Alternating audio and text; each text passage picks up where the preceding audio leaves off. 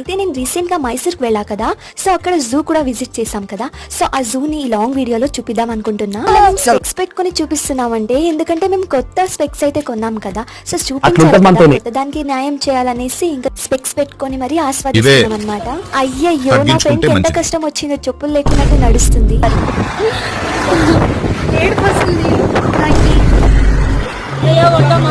Finally అయితే మేము చూడాల్సిన జూకి అయితే వచ్చేసాం. ఇలా ఎంతమంది మైసూర్ జూ చూసారు?